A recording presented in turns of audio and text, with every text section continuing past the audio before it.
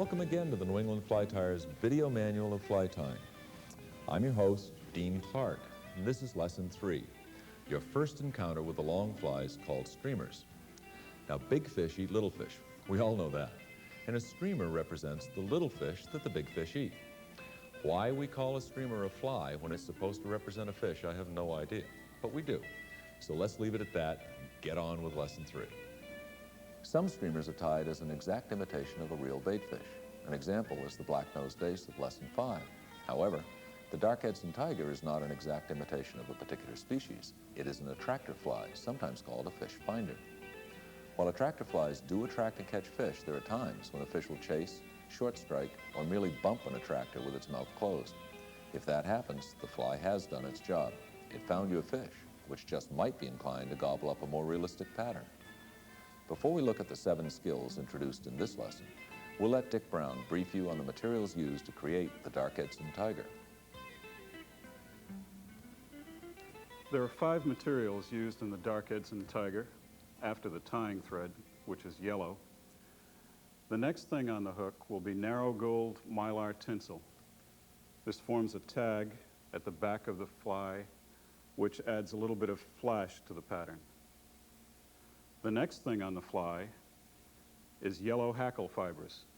These form a tail on the fly.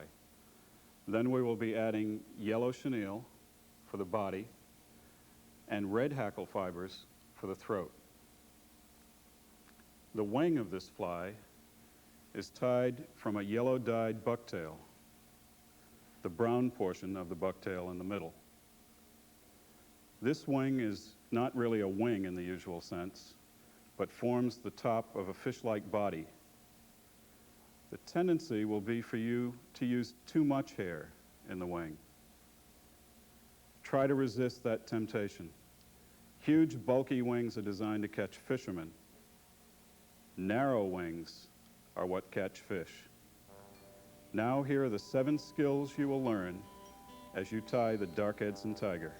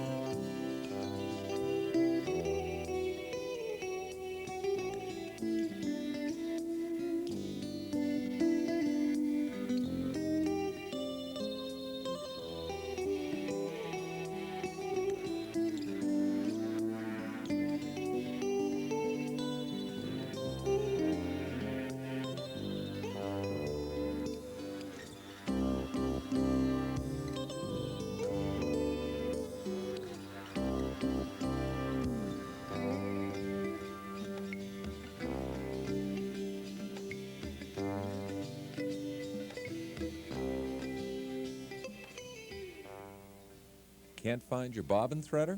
No problem. There's more than one way to thread a bobbin. Obviously, you can't push it through, but you can suck it through.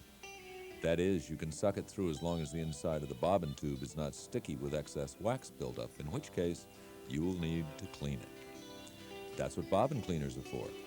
You could also melt out the wax buildup by running the tube under hot water.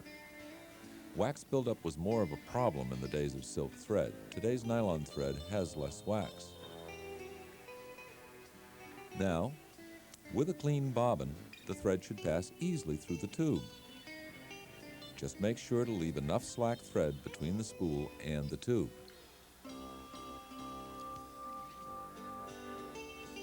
Start your thread and wrap it back to the end of the shank. You can control the spacing between the turns by controlling the angle of the thread. For a fast wrap and wide-spaced turns, slant the thread back at a sharper angle. For closer spacing, hold the thread closer to a right angle. The angle Dick is using is a good compromise between speed and a secure thread base.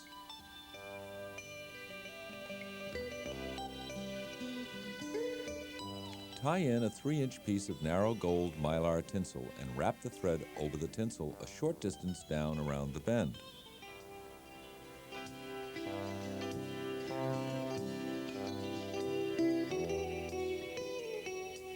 The length of the hook point is about right. Bring the thread back to the rear tie point. These wraps should be close-spaced and smooth. Before wrapping the tinsel tag, apply a coat of lacquer to the entire thread base, including the thread on the bend. This will produce a more durable fly than any you could buy.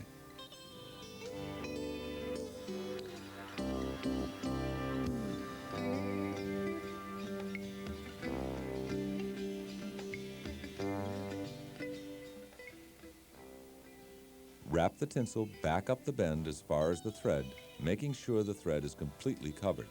Stretching the mylar slightly as you wrap will ensure that the wrapping is as tight as possible.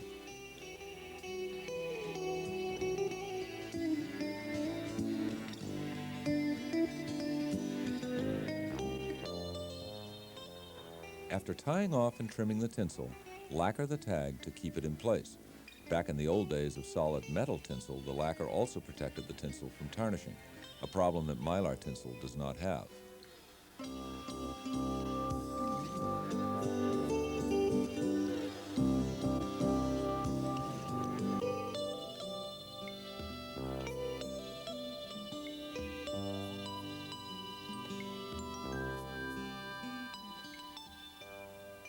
Select a yellow saddle hackle and strip the fluff from the bottom of the stem.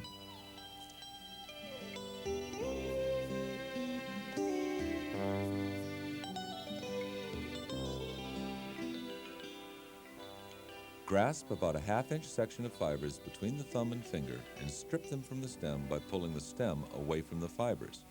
Pulling the fibers off the stem can give you uneven tips.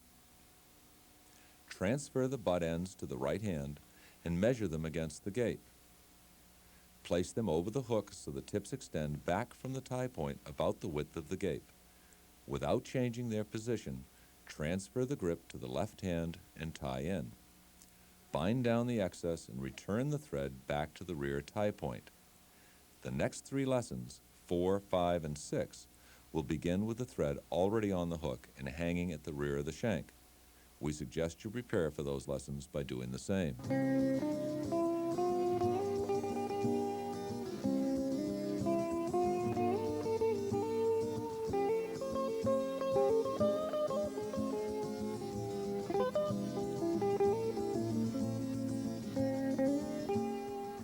Cut a 6-inch piece of chenille and strip off the fibrous material to expose the core, just as you did in the previous lesson.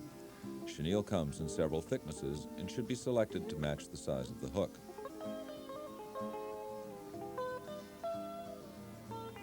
Tie it in by the core only.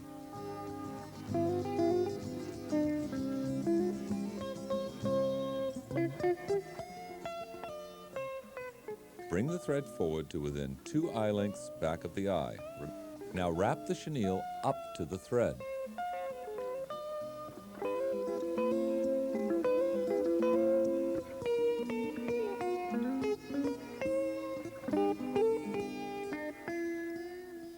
As you wrap the chenille forward up to the hanging thread, there are several things to note.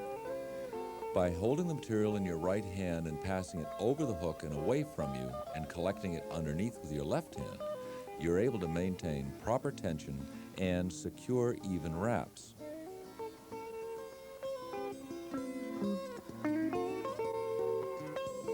The easiest way to tie off material at the front of a fly is to use the right hand to hold the material and the left hand to pass the bobbin over and around. Select a large red saddle hackle and stroke the lower fibers backward, starting at a point where the fibers are about half the length of the hook shank. This will leave the tip section separated from the rest of the feather. Cut this tip off close to the fibers that have been stroked down. Stroke a half-inch of fibers back to their original position and strip off the lower fibers.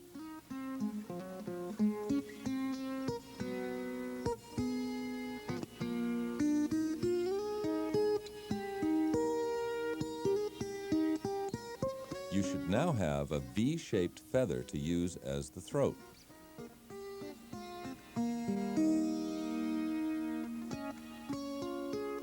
With With the right hand, place the feather under the hook.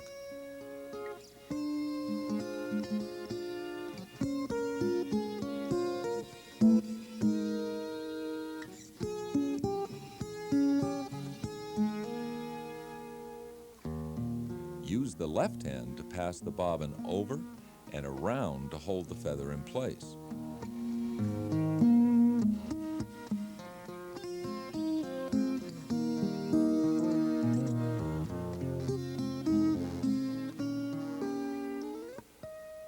Now pull the stem forward until the throat extends no more than halfway to the point of the hook. Tie securely, trim, and half hitch.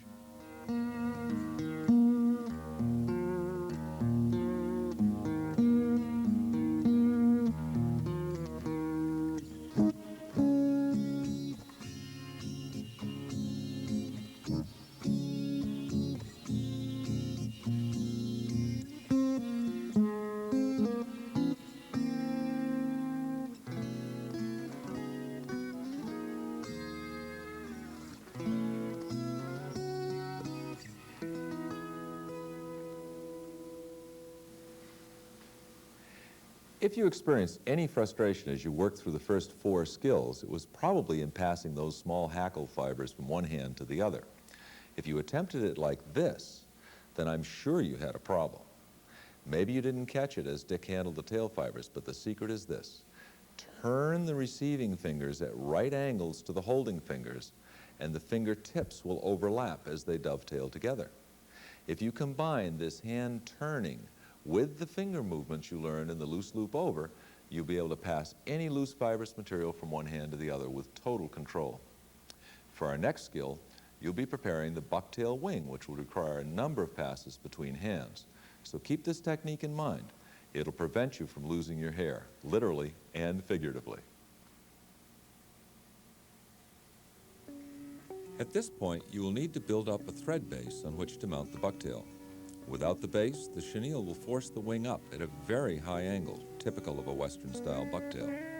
The diameter of this base will determine the slant of the wing. From a yellow-dyed bucktail, cut a small bunch of the brown hair as close to the hide as possible. It's this wing color that makes this fly the dark Edson tiger.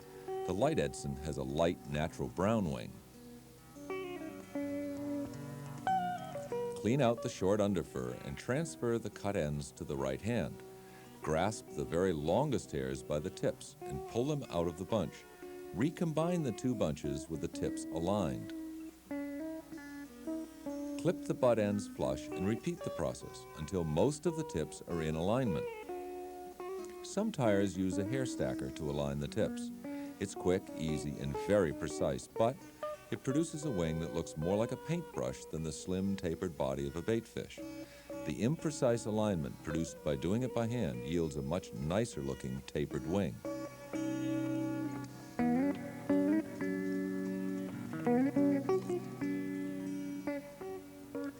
With the bunch in the right hand, set the wing just short of the tail.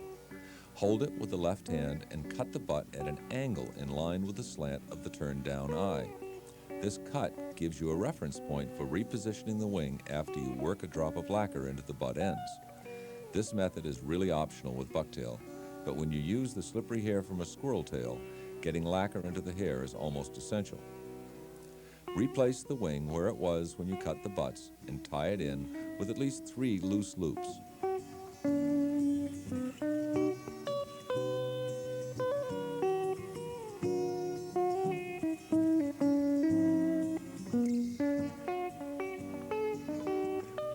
Check it for length and alignment, and if all is well, secure it with a few more turns. Some tyers like their wings to lie flat over the body. There's a couple of ways to do that. Build up a thicker thread base for the wings, or make a couple of loose turns at the very back of the head and pull them just tight enough to force the wing down, but not tight enough to flare the hair.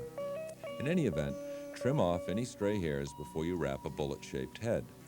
Once the head is complete, you will learn how to do a whipped finish. Fly tyers seem to be divided into 2 distinct camps regarding the whipped finish. Some swear by the tool and use it exclusively. Others swear at it, preferring to whip finish with their hands only. In this lesson, you will learn to use the tool. In Lesson 6, you'll encounter the manual whip finish, and you'll have to make up your own mind which camp to join. There are two types of whip finish tools available. The early spring wire model at the bottom is somewhat more difficult to use than the later model at the top, so we'll use the one that's most favored by new fly tyers.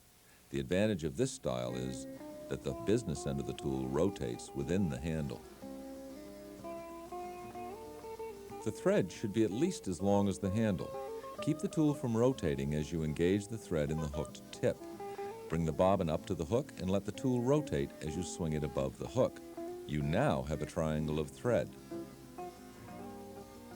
The left leg of this triangle, running from the hook to the tip of the tool, will wrap around both the hook and the thread at the bottom of the triangle. This section of thread running from bobbin to tool must not be allowed to wrap around the hook. If it does, the whip finish will jam. By moving the handle in a small circle, the tool will rotate. Make 5 or 6 turns, guiding the wraps forward as you go. To release the tool, slip the back of the tool from the loop.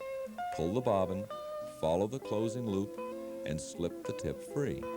Cut the thread and lacquer the head.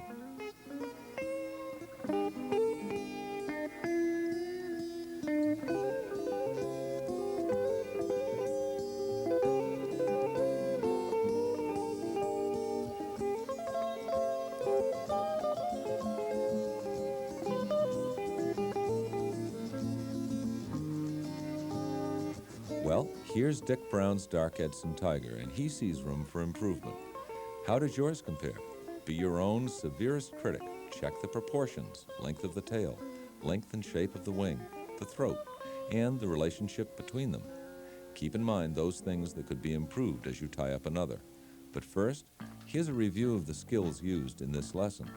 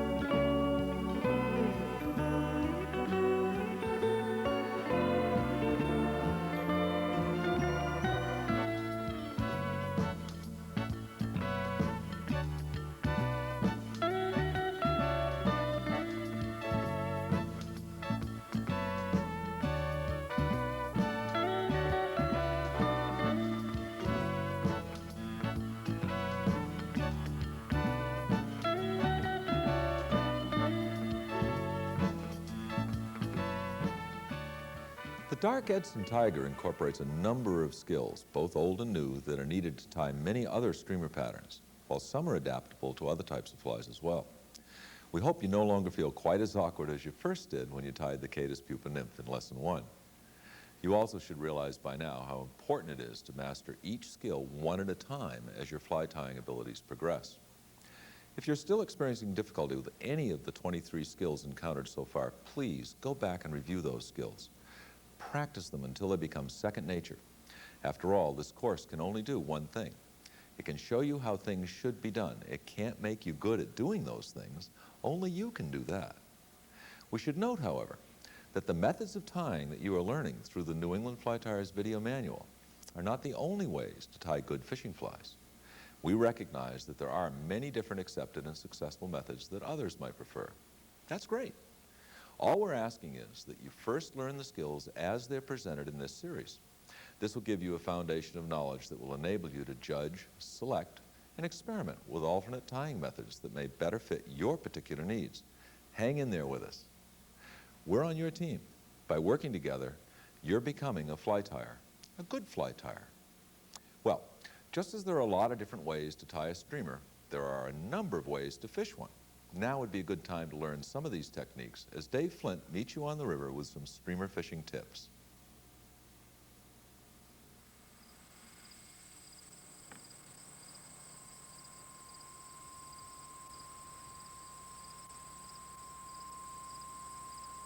You can always spot experienced anglers by their cautious and observant approach. A good pair of polarizing sunglasses will help in the observation, enabling you to see below the surface. We call it reading the water, and Polaroids are your reading glasses.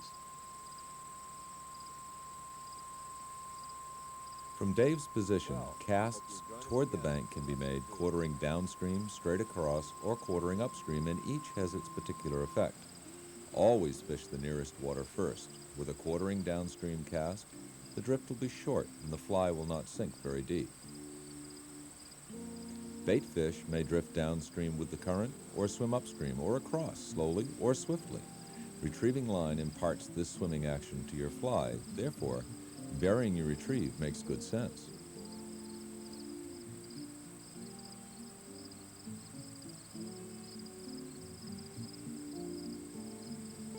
Here we see a short 5 or 6 inch retrieve.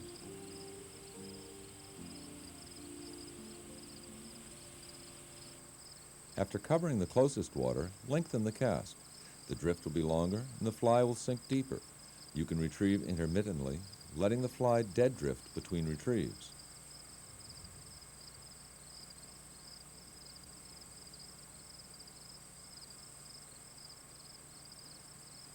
Here, Dave executes an aerial roll cast pickup, one of the prettiest maneuvers that can be done with a fly rod.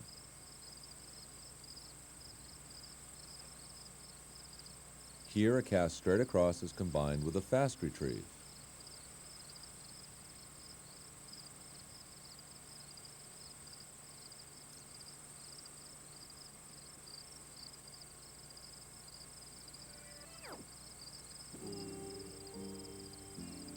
Another aerial roll cast pickup. This is done by aiming the roll cast into the air, followed by a back cast and, if needed, a change of direction.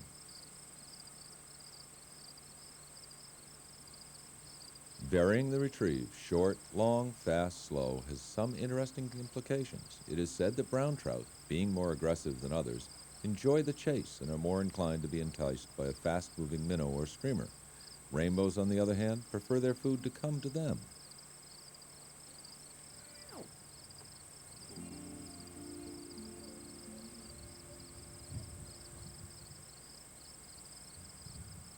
The rod itself can be used to swim a fly.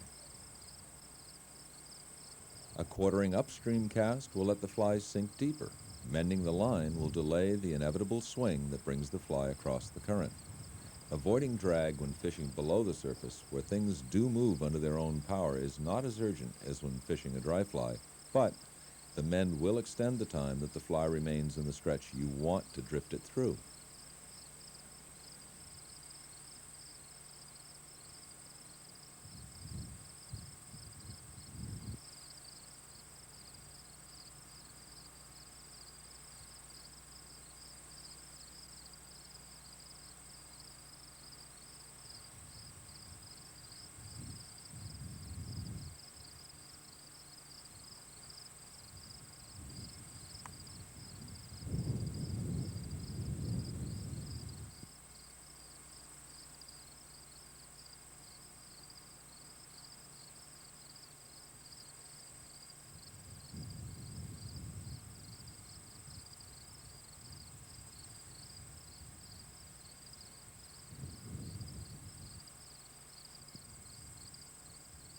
On this cast, the fly is allowed to dead drift all the way. When the fly swings, it presents a side view to any fish lying downstream of it. The fly will swim across the current with increasing speed to a point directly downstream of the rod tip. The profile view and the appearance of a baitfish fleeing from danger is probably the reason most strikes will come during the swing. None of this, of course, applies to a floating dry fly.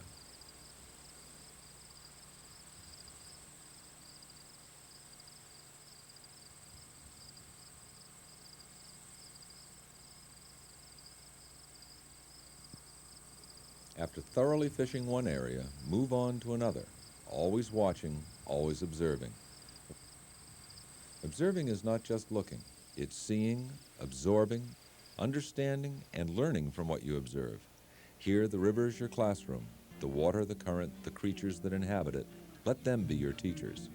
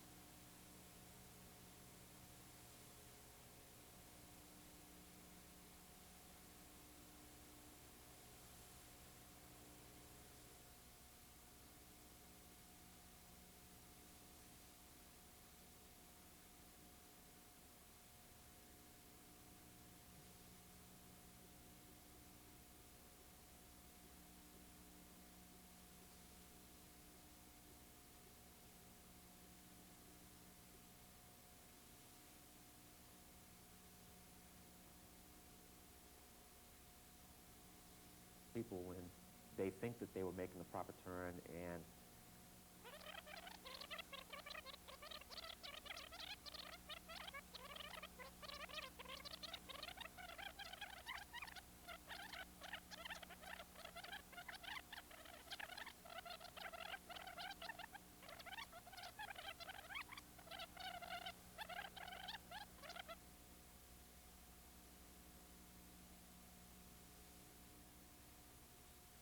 nearly stops growing by